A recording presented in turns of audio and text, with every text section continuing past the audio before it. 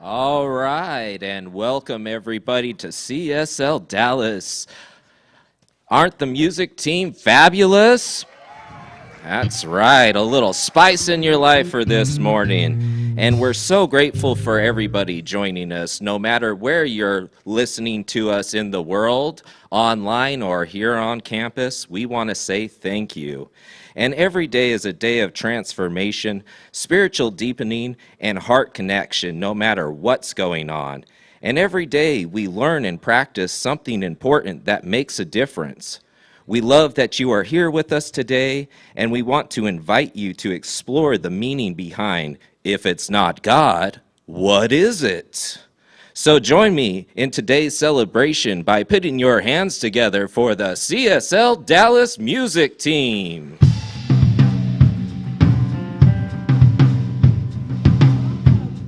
Beautiful, beautiful representations of the Most High, the heart of God sitting in front of me. I see you. I feel you. Get up and sing who you are. Here we go. Here we go. The heart of the world beats in me now. The light of the world shines through me.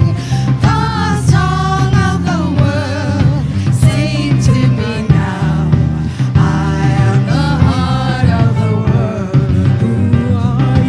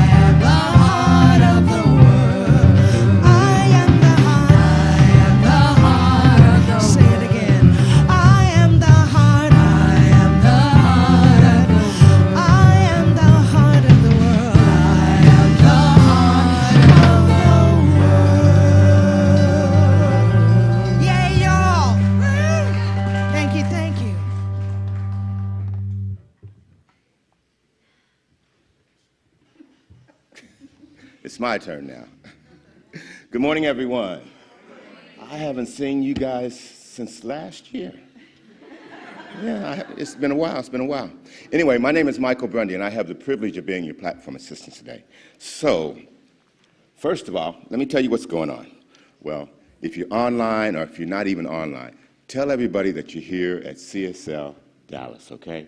Go out to Google, give us a great review, go to YouTube, go to Facebook, tell all your friends that this is where you hang out on Sunday, okay? Now, with that being said, let's read our purpose statement together.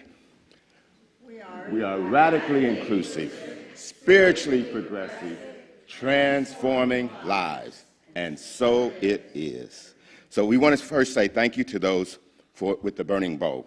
We want to take some time to acknowledge the volunteers of our community that helped in creating the experience of the Christmas Eve celebration and the Burning Bowl ritual. The campus was alive and continues to thrive with your contribution. We had this place filled both on campus and online. We want to say thank you to all those who helped to make that happen. We see you and we appreciate you. I'm going to read the first names only as we go through the slides. Some names are in there twice because a lot of folks just helped out quite a bit, so they get double mention. So,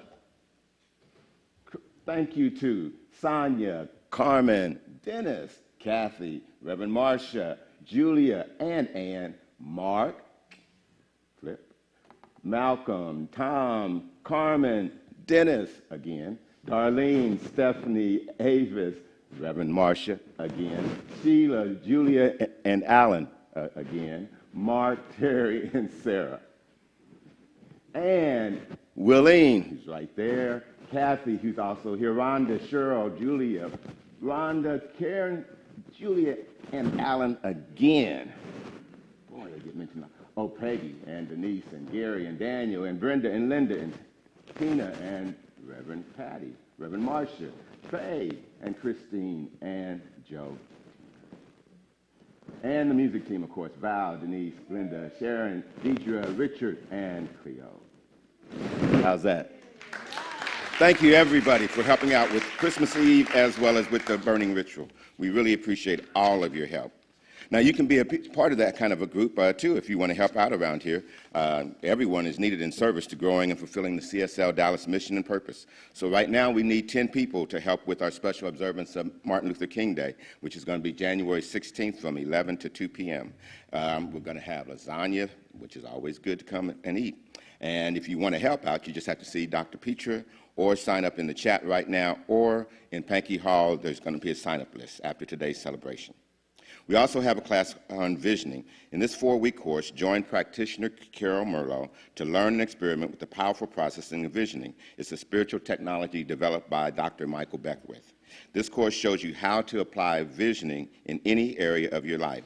This is not a class about setting goals and creating checklists, but something much deeper. To find out more and get registered, visit our education section at csldallas.org. Now, let's settle into the morning with our music team and practitioners as we go within. We're introducing a new song from Gary Floyd, and it is simply lovely. And we would like for you to sing it with us as quickly as you can. I promise you, we're not going to let you fall. Okay? We won't. So here we go. Every step is done. 2, 3, 4.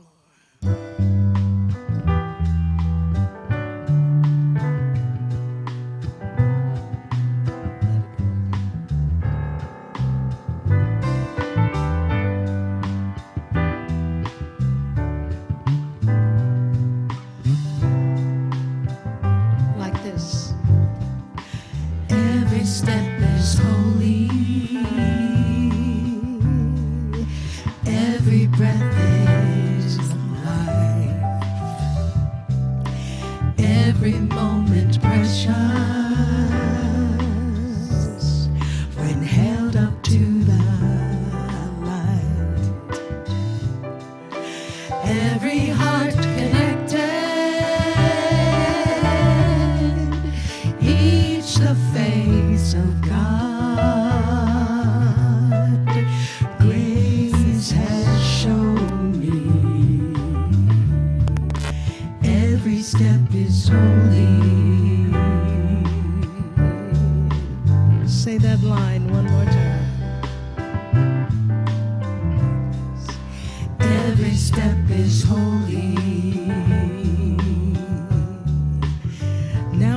to start from the top and sing it all again.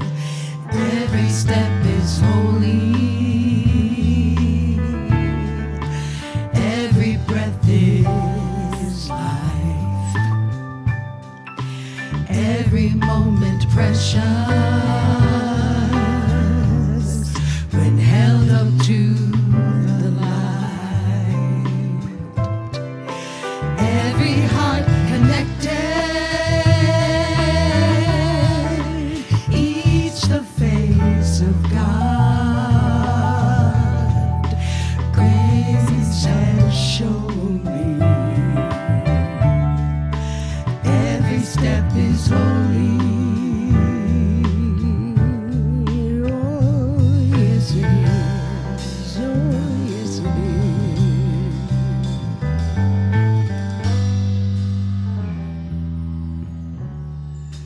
Join me today by going within and breathe in that beautiful, loving essence that is the life, the energy, the consciousness of the oneness, that one spirit, that one God, that one life that moves in, through, and as each and every one of us right now, heart to heart. Take a minute and scan the room and notice that every single heart in this room is the heart of God. Every one of us is connected. Every one of us is that breath of life that's flowing, growing, building a greater sense of love, community, peace, and joy. Feel it right now. Feel it in your cells. Feel it in your lungs. Feel it on your skin. This is the consciousness of the divine as you right now, as me right now. We together are in the one consciousness, the one God. And drinking that in, just notice throughout the day where God is showing up in your life as we open to the awareness, open to the experience, and enjoy drinking in that beauty in every moment. Feel it now as we affirm it by saying, and so it is.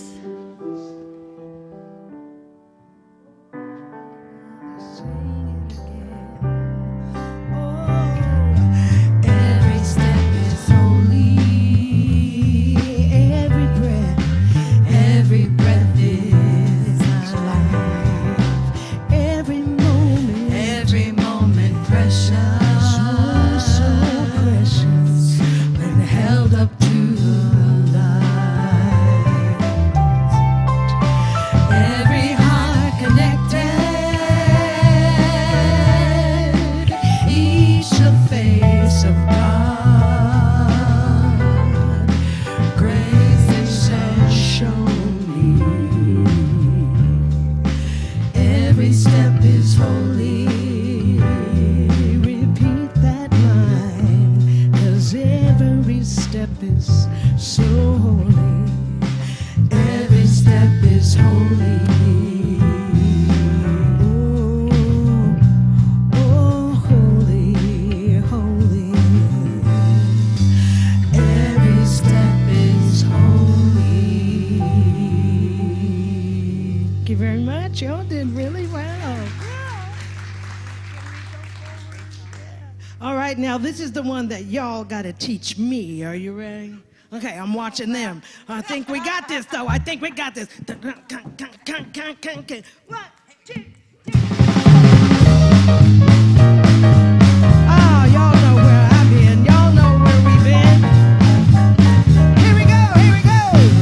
Everybody make a joyful noise. Everybody make a joyful noise. Everybody make a joyful noise. You know how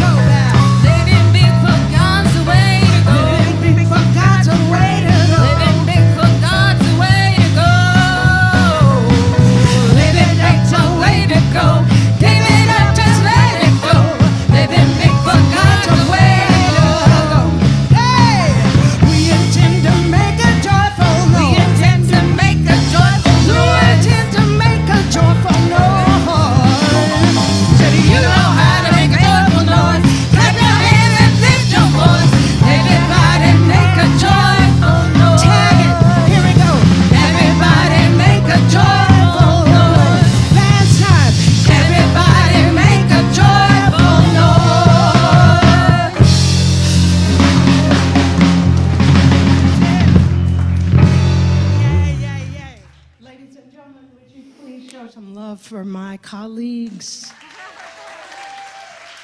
Val Aponte, Jerry Muchigoso. I messed up your last name already. Jerry. Okay, thank you. Would you also give some mad props to my other colleagues? Matt Thompson on drums, Jonathan Fisher on bass, Brad Williams, my cousin, from the great state of Oklahoma, just like me. Yeah, baby, we got here quick as we could, that's all. That's all. That's all, it's true. So, it is truly an honor to work with these three men because they are masters in their craft. And often you don't get to hear that. You really just don't. And so I have asked them to join me, please, on this song. It is a jazz standard. Yeah, kind of, yes. By the great Horace Silver. The title is Peace. And listen for the magic, because here it comes.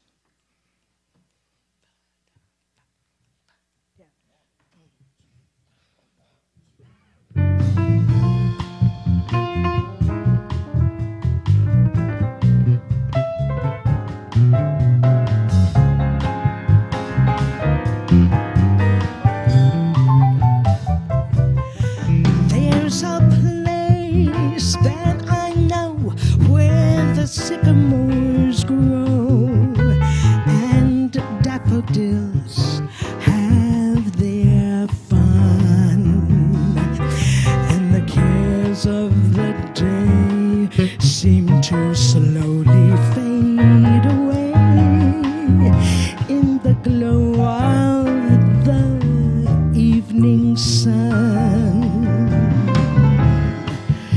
Peace when the day is done. If I go there real late, let my mind meditate on everything to be done. If I search deep inside, let my conscience be my guide, then the answers are sure to come. Don't have to worry none. Like sweet seed when it grows, like a big yellow rose will wither and come undone. Well, that sweet smelling thing will be blossoming in spring with a kiss of the midday sun. Living has just begun.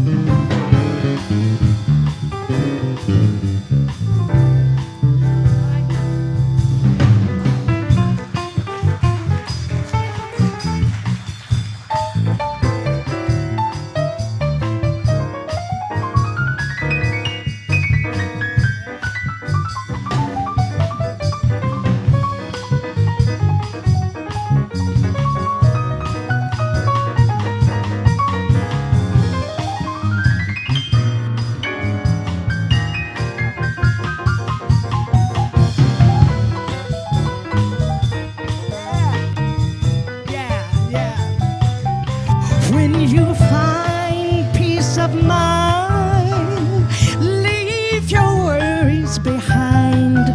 Don't say that it can't be done, 'cause with a new point of view, life's true meaning comes to you, and the the freedom you seek is one. Peace is for everyone. Peace is for everyone. Peace is for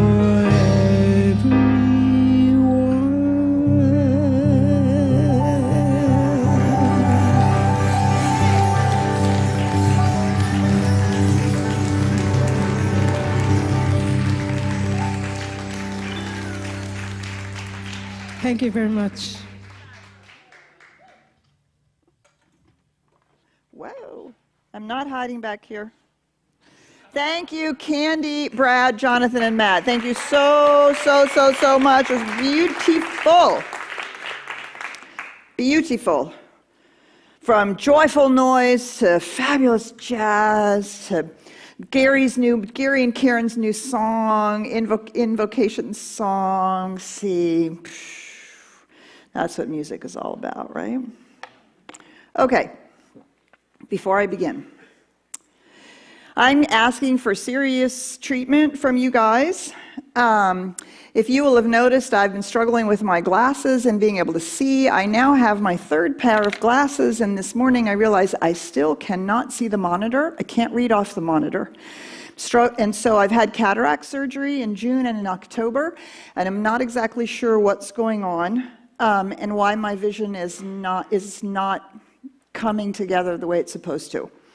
So I am exploring what it is that I am unwilling to see. Is there something in my vision that is being clouded? What is in the consciousness that is used to seeing unclearly? I remember as a child saying to my mother in 3rd grade, I don't want glasses because I don't want to see the trash on the floor, and I like my rose-colored world. It's sort of haunting me right now. And so I really am asking for treatment and clarity of vision and clarity of revealing whatever needs to be healed so that vision will be clear. I apologize each and every time that I struggle with either reading a book or reading reading what's on the PowerPoint. So today I have both things up on my iPad so I can switch back and forth. Otherwise I have to turn my back on you and read it from the monument wall. So now I have, as I said, I have another pair of glasses, which we're going to see how they work today in this situation. But I do ask for your treatment, knowing absolute clear vision, knowing whatever needs to be revealed is revealed, so that I do, in fact, see clearly, because I believe that that is what's required for my life to unfold for its highest and best good. So I really appreciate that. So, without further ado, here we go.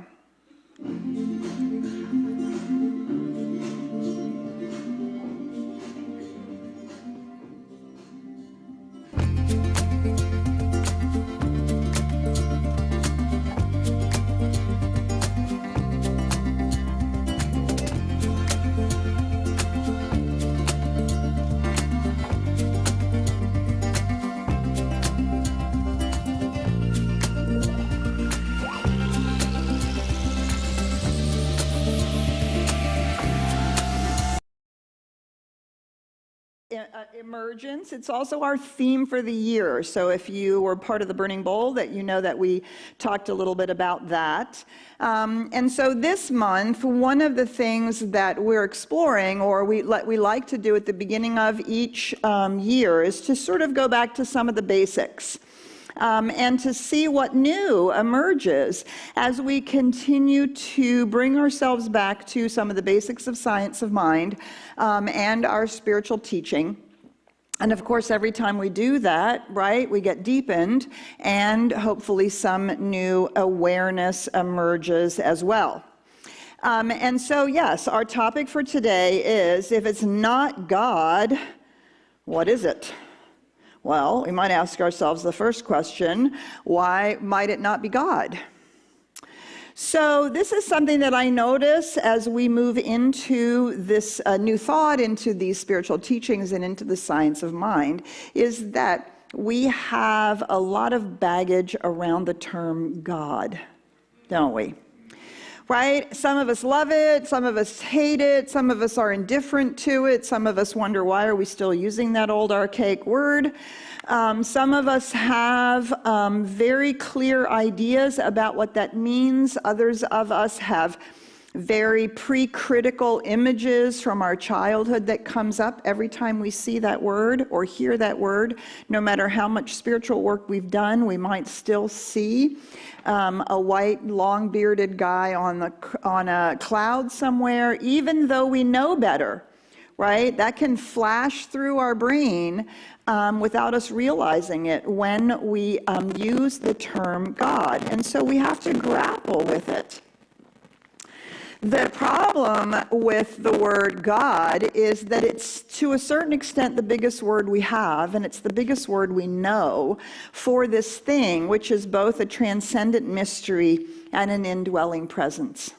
So it's both that which is the macrocosmic infinite reality which is creating all of life, and it is also life as it is living itself in, through, and as each one of us and all of creation. Right? It's both transcendent and incarnated. It is both that which is the mystery of life, but also immanent and personal and indwelling. And so we have to really grapple with this word God, and more importantly, we have to grapple with what do we actually think, feel, and believe about the nature of this, whatever it is, right? Whatever it is, whatever we mean by it, by this particular word. And so we might just start out with, at the moment, just inviting you here in the sanctuary, those of you online, to take a moment and to, when I first said the word God, right, or I say it again now, just notice what comes up for you. Just be aware.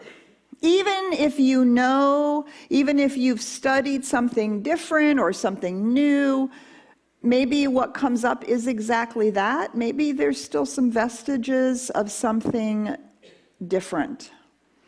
The first thing we want to do is to notice that.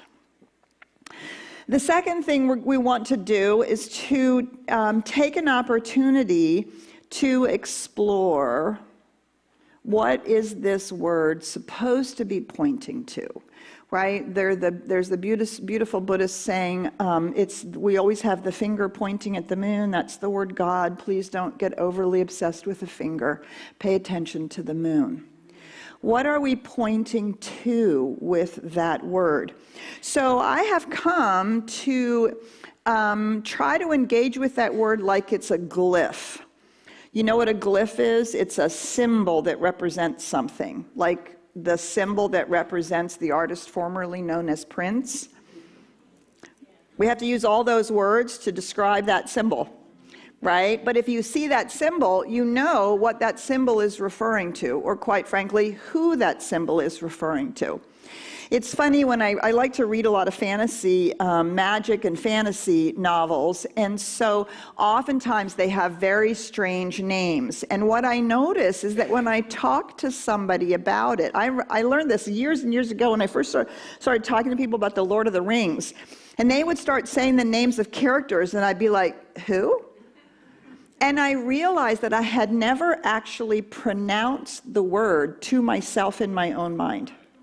I had just made it into a glyph, right? That word meant that character. That glyph that looked like that meant that character. And I had never actually tried to pronounce it within my own mind because I didn't know how it was supposed to be pronounced. And so when I heard somebody else pronounce it, I was like, I don't know who you're talking about, even though, of course, I had read the books a million times and knew the story by heart. So that's what it means to have a glyph. And if we can begin to allow that word to release all of the trappings and perhaps all of the baggage that came along with it, right, we might begin to explore it in a different way. This unknowable, immeasurable, infinite, and eternal reality. Right? All the mystics have reminded us that it is a mystery, which is the source of all life and out of which everything is made. The unknowable, immeasurable, infinite, and eternal reality, which is the source of all life and out of which everything is made. And is that word big enough?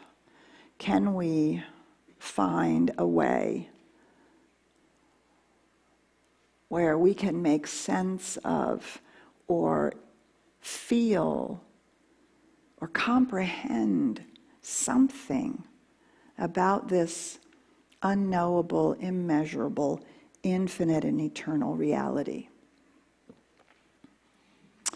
So I love this quote from Ernest Holmes from The Science of Mind. The reality of philosophy, the principle of science, and the God of religion all have much the same meaning: the nature of the universe in which we live. So ultimately, the study of the science of mind and the study of our spirituality is to grapple with what do we believe is the nature of the universe in which we live.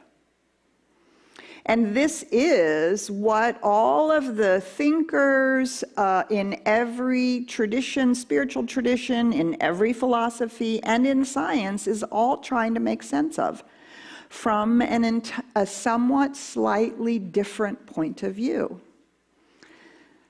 The philosopher is asking what is going on. The scientist is asking how did it get here? And the religion is asking why is it all here? Do you see? It's the same question, the nature of the universe, from slightly different perspectives. And in the science of mind, we define the science of mind as the correlation of the revelations of religion, the opinions of philosophy, the laws of science, applied to the aspirations and needs of humankind. Because we seek to recognize that no one of those avenues actually answers the question in its entirety. Not one of those avenues answers the question in its entirety. And so much of it, particularly from religion and spirituality, is burdened by a religious dogma and ancient cultural trappings that no longer really fit in our modern world today. Although there are some really important values and some really important experiences that are left behind when we lose the mythos and the deep embedded experience of spirituality that comes from the pre-science point of view. The questions about God are about origins and about endings and about the nature of reality, which is basically everything in between. Which is why we read in so many spiritual traditions that God is the Alpha and the Omega. The problem is, in my way of thinking, is that so many spiritual traditions speak about the Alpha and Omega, but forget to speak about the in-between. Philosophy and science are overly focused on the in-between and sometimes forget to think about the Alpha and the Omega. Dr. Tracy Brown has turned us on to a fabulous book in which she has a poem, and it's called, and I didn't write down the name of the book, The Bouquet of Stars, is that correct? The Bouquet of Stars by Shalane Harkin. And she has this poem, Every Luminous Thing. May you remember, you and every luminous thing share an origin story. May you remember, you and every luminous thing share an origin story. God or whatever that unknowable, unnameable, ineffable, eternal, infinite reality is. So there is that within us innately that seeks to answer these questions. And what we want to do in our sacred study of the science of mind, of life, of philosophy, of psychology, all the ways in which we grapple with our own lives, is to remember that part of what we're doing is embedded in this larger conversation. It isn't just only about how to manifest or how to apply it in our lives. There is a deep and profound impact on the way in which we walk around in the world by the way in which we answer these questions. And if we do not grapple with how we answer these questions, we are unconscious to thoughts and beliefs that are operating in the background. And so this is why we engage in the philosophy or the theory, or if we are thinking of ourselves as a religion, in the theology. This is why sacred study becomes important.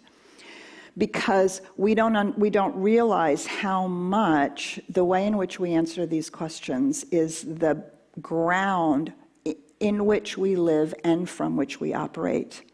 We are constantly engaged with the question, what or who is the creator? What is creation?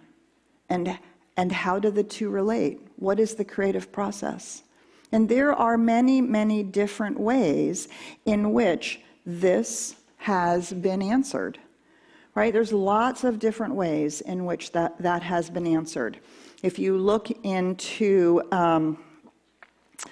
the early scientific revolution, as we were disembedding ourselves from the legends and mythologies that no longer carried the same sense of reality for people, right? All of a sudden, God became a master clockworker that wound up the universe and then left it on its own and simply retreated into something beyond that or outside of that. And we were left with a mechanical, random universe. There are lots of different ways in which we've answered this question. The Hopis speak of the mother tortoise who rises out of the sea and who births the first humans. And as they emerge from her shell and live on her back, she brings them to land so that they may flourish on the earth. Many, many stories from all over that seek to answer the question, what is the creator? What is creation? And how are the two related? How is this creative process happening? Ultimately, the science of mind would say what we're trying to describe is the nature of life. The nature of life, the nature of reality, tangible and intangible, absolute and relative, all of reality, all of the impulse of life as well as the way in which it's expressing itself. So in the science of mind, we understand that there's a golden thread that everybody is working with. Everybody is trying to answer these questions. And in all of the religion, science, and philosophy, we can find some deep similarities. It's called the perennial philosophy or the golden thread. And it's different ways of speaking about the same thing, that there is one infinite reality, that love is important, that the way in which we engage with each other matters. There are deep truths that run through, that everybody is articulating in their own way. I've always thought about this as if you think about this transcendent mystery, which is an infinite, eternal reality, right? That's like enormous. That's enormous. It's so big that no one explanation is going to actually encompass it all. And so we can think of each of these ideas or ways of describing it. We can think of them as somebody standing and looking at one side of the mountain or one particular view of the mountain. And maybe one side of the mountain is just a sheer cliff. And so if you were to climb that mountain, you would learn about rock climbing and pitons and how to do the ropes and what you have to wear, right? And you would learn about, your guides would tell you about those kinds of things. But if you're standing on another side of a mountain, which actually is a long, slow, beautiful, gradual slope through forests and into the subalpine forests and then into the alpine meadows, you would have an entirely different guide, and you would learn about how to hike and maybe how to walk through the ridges, and you might learn how to name the plants or the trees or the flowers, and you would have potentially an entirely different experience. Do you see? But when you reach the top, you would both be standing at the top of the same mountain. And so in the science of mind, we recognize that there are many ways to describe this, not only what it is and how it works, but also our journey of discovering of it. We have a particular map and a particular way of describing it. The other thing that we can look at is how many words there are actually to substitute for the word God. In Islam, there are 99 names for God, the merciful and the benevolent, and many, many names. In the Science of Mind, just in the first 4 chapters that we're reading now in the Science of Mind class, just in the first 4 chapters, there are 102. I know, because I helped make the list that CSL is now using. Right? And they describe different qualities and different aspects of this infinite reality. Right? Because it is so big, one word just doesn't do it justice, especially if that one word is burdened by an image or an idea, like a guy with a white beard, a white guy with a white beard standing on a white cloud with maybe a judgment book. At least that's what it looked like when I was a kid.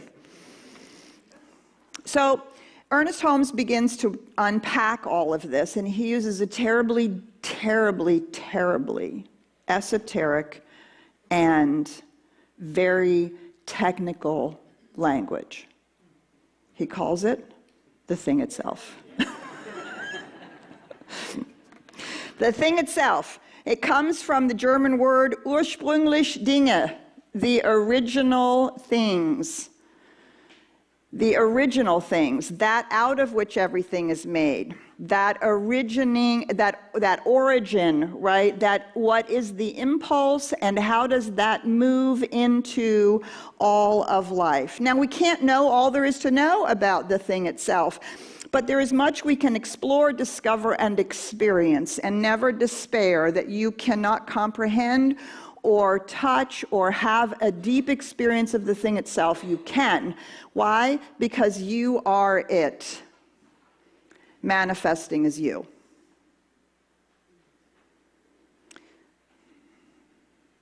There's no gap. There's nothing that you have to bridge. The thing itself is present right here, right now. In your life, in your heart, in your being, in all of creation, in all that is seen and unseen, in all that is visible and all that is invisible, right? That's what it means to be omniscient, omnipotent, and omnipresent, everywhere present. So, what words do you like to use? If I were to say to you, for this coming week, you're not allowed to use the word God. Don't use it. Don't use it in your spiritual mind treatments. Don't use it in your conversations. Struggle with what aspect of this infinite reality are you actually talking about? Are you talking about the love? Are you talking about the law? Are you talking about the quality of beauty or joy? Or are you talking about the principles not bound by precedent, that which moves is also that which is created?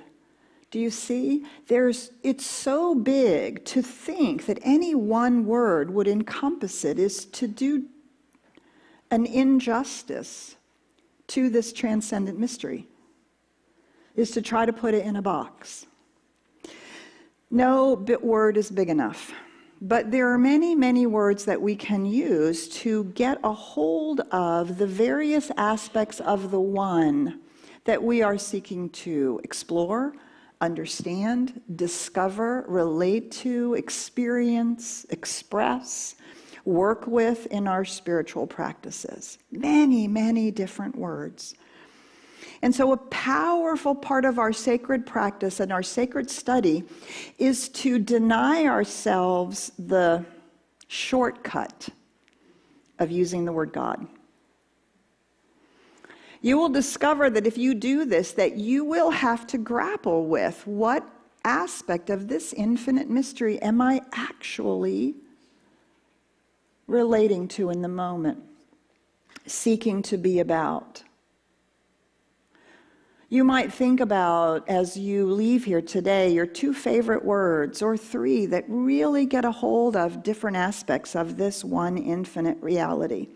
Qualities or principles that really speak to you. And ask yourself, why these words? What is it about those words? Mine over the years have changed. I've even noticed that in my spiritual mind treatment, the words that I use for this infinite mystery, they change, not just according to the spiritual mind treatment that I'm doing, but also as my spirituality has matured and grown, and different things are on my own personal horizon. Different words begin to have texture and meaning and weight and flavor to them. Don't deny yourself the value of playing with these words. Roll them around in your mouth. Roll them around in your consciousness. Roll them around in your heart. What opens? What expands? What increases? What illuminates or reveals something to you?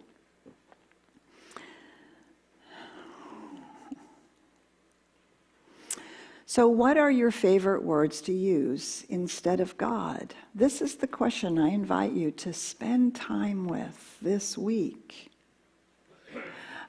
I love this quote. God, I have to pull it up over here because I can't read it over there. I don't even think I can see it with my glasses. Let's see. See?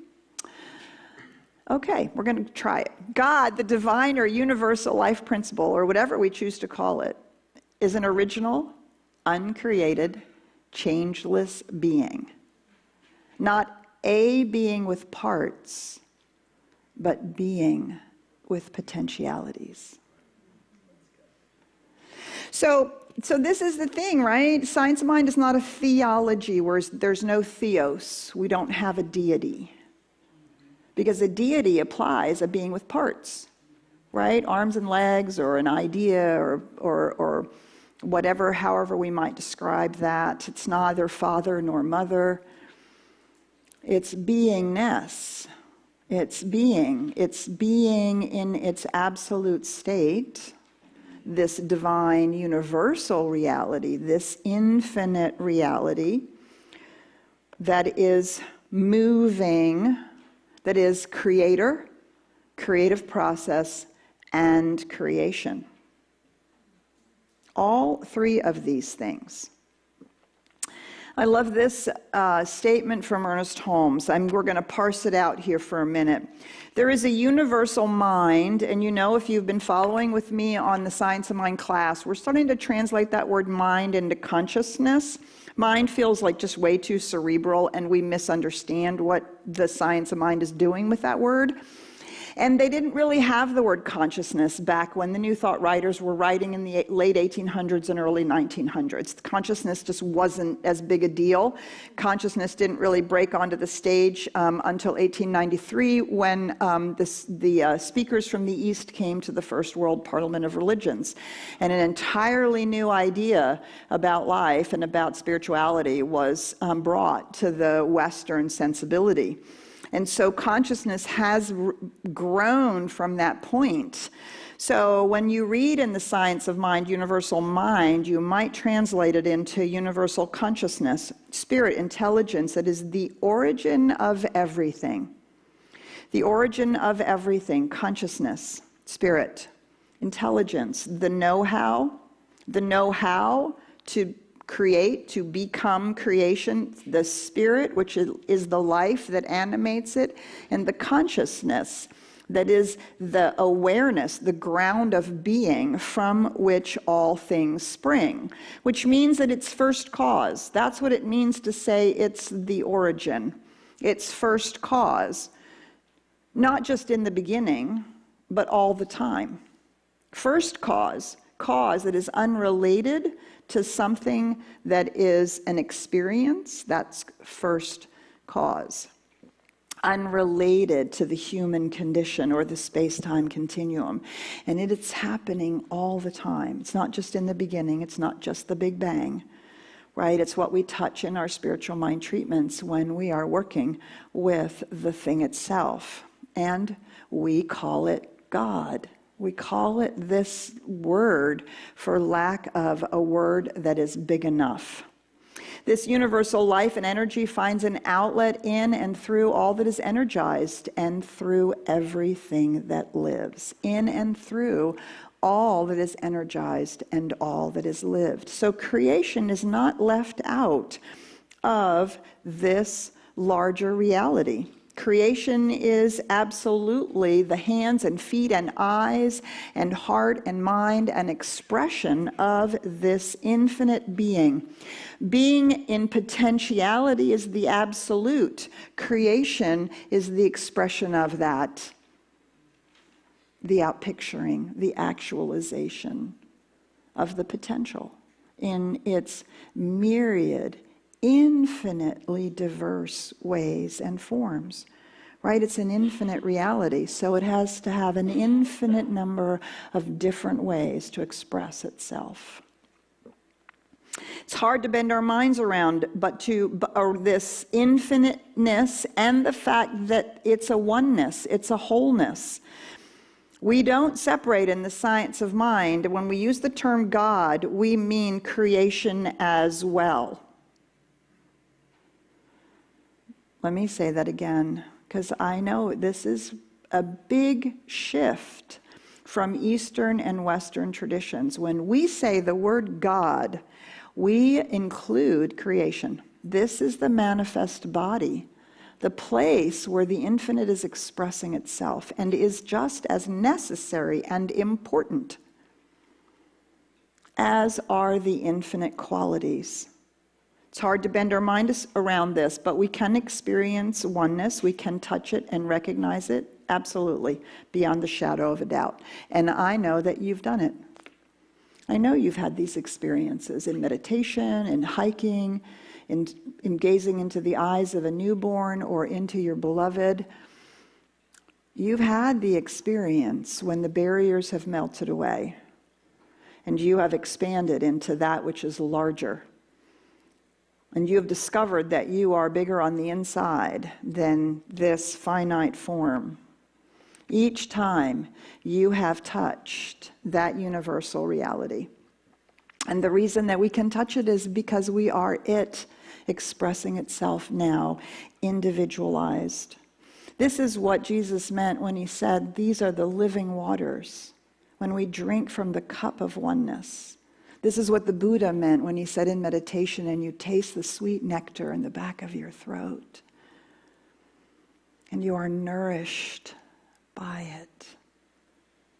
Everything is included. Nothing is left out. That includes you and me. All of it. No boundaries. No places where one stops and the other starts. There's one life back of everything that lives. There's one energy back of all that is energized. This energy is everything, in everything as everything. There's one spirit back of all expression, written in the science of mind. I think that's my favorite thing about the science of mind. Truly, honest to God. You're sitting right now with God, in God, as God. Every time you see the sun rise or set, flower bloom, child smile. We don't seek to transcend this life. We seek to universalize it. We don't seek to get out of this life. We seek to transform it. We're not looking for heaven. We're bringing heaven here. That's what we do. That's how important and necessary you are. Because you're a place where the universe is waking up to itself. You're a place where nature gets to enjoy its own beauty.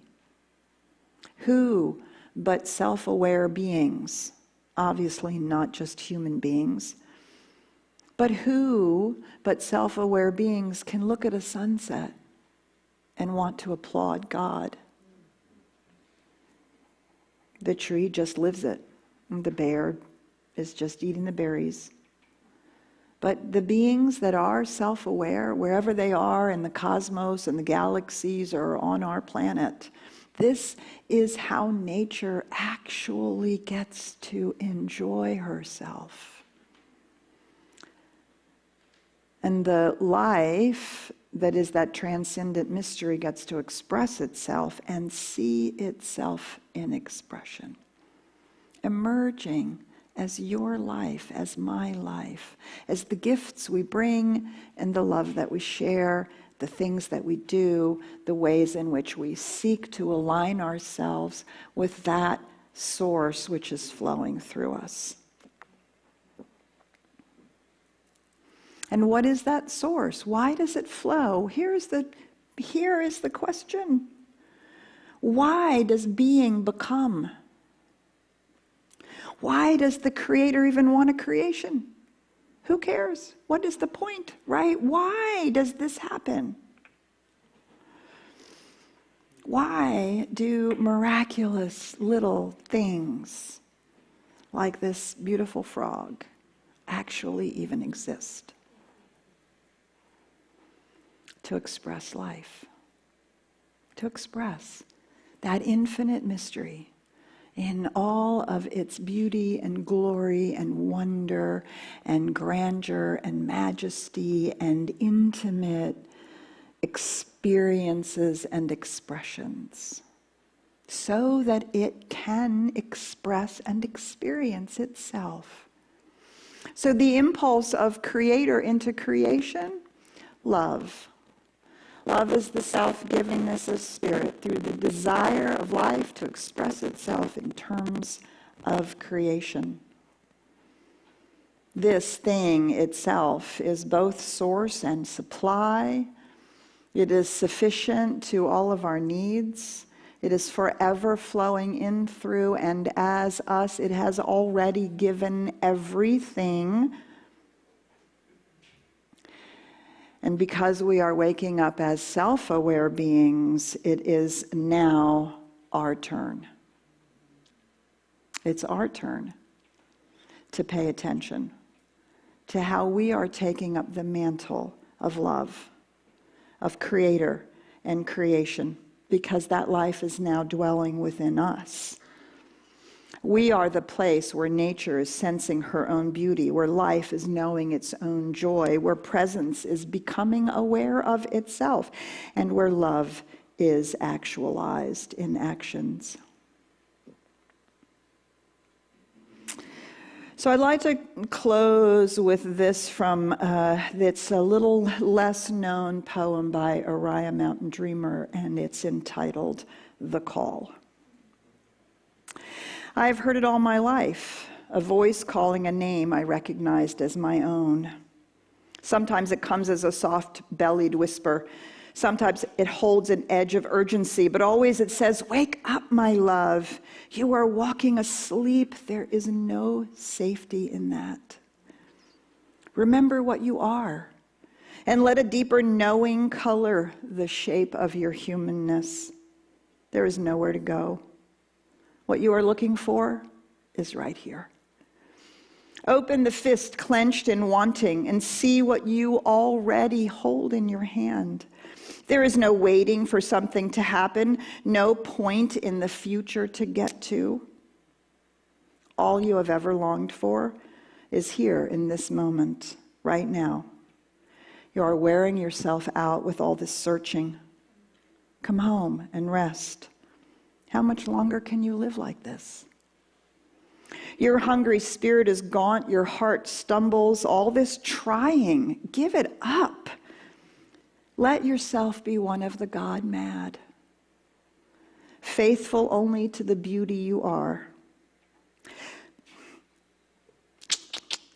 Let the lover pull you to your feet and to hold you close. Dancing even when fear urges you to sit this one out. Remember, there is one word you were born to say with your whole being. And when it finds you, give your life to it. Don't be tight-lipped and stingy. Spend yourself completely on its saying. Be one word in this great love poem we are writing together. So it is.